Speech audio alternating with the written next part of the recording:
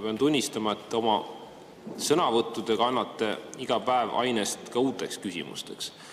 Antud juhul lugesin ja lausa kuulasin väga suure imestusega teiepoolseid tsitaate ja võrdluseid, kuidas opositsiooni soov takistada peretoetuste kärpimist ja leida poliitiline kompromiss on teie hinnangul võrreldav Putini Venemaaga ja parlamendis toimuv on võrreldav siis Adolf Hitleri aegse Saksamaaga. Ja see võrdlus, mis ma tõin, on see, mis oli täpselt seda ennem, kui see sõda algas Ukrainas.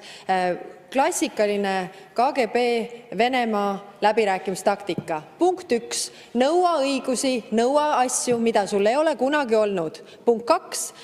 Esita ähvardusi, kasuta jõuvõtteid, mida te olete siin teinud. Ja punkt 3.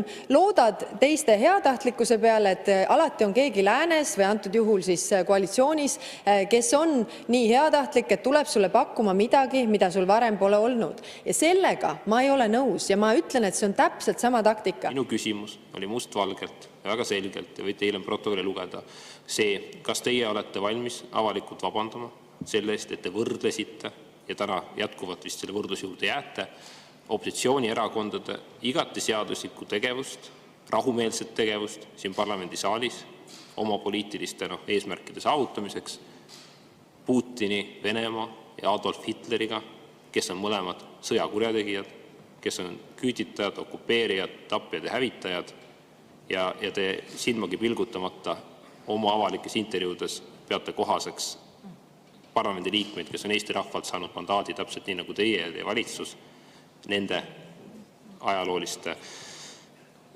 antikangelastega võrrelda. See läbirääkimiste taktika on täpselt sama. Te esitate nõudmisi õigustele, mida teil ei ole kunagi olnud, te ähvardate ja võtate Riigikogu pantvangi, öeldes, et te ei lase siin valitsuse esindajal esitada valitsuse poolt seaduseelnõusid ja te tahate, et me istuksime maha ja lepiksime teiega kokku, mis eelnõudega me tuleme ja mis eelnõudega me ei tule. See ei ole see demokraatia vorm, mis Eestis on. Jah, me võime rääkida muudatusettepanekutest. Olen korduvalt öelnud seda, et oleme valmis maha istuma ja kuulama neid muudatusettepanekuid ja saama aru, mis on teie sisulised mured iga konkreetse eelnõu kohta. Aga mitte seda, et te takistate kogu Riigikogu toimimist ja ütlete, et valitsusel ei ole üldse õigusi seaduseid esitada. See on täpselt see läbirääkimiste taktika, millest ma räägin ja ma ei ole võrrelnud opositsiooni Venemaa, vaid seda läbirääkimiste taktikat, mida te kasutate, on see sama KGB läbirääkimiste taktika. Täpselt sama. Proua Kallas. No jaa, mulle tundub, teil on mingi kinnisidee muidugi Putiniga, et sama hästi võiks läbirääkimistaktikat võrrelda Machiavelliga või Konfutsiuse või Sun Tzuga, aga teil millegipärast on Venemaa võrdlus. Minu meelest Venemaa võrdlus on hoopis teise nurga alt siin palju pädevam.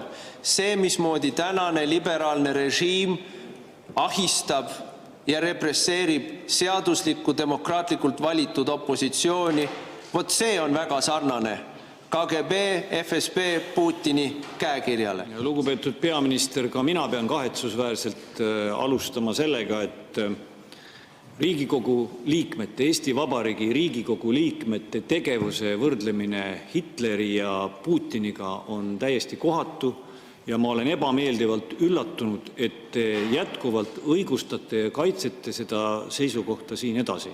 Ma oleks oodanud selle ääretult ebaõnnestunud võrdluse ja väljendi osas, et te korrigeerite ja vabandate siin Riigikogu liikmete ees. Aga igalühel on õigus jääda oma väljaütlemiste juurde ja eks igaühe enda väljendused iseloomustavad seda väljaütlejat ennast ka kõige paremini.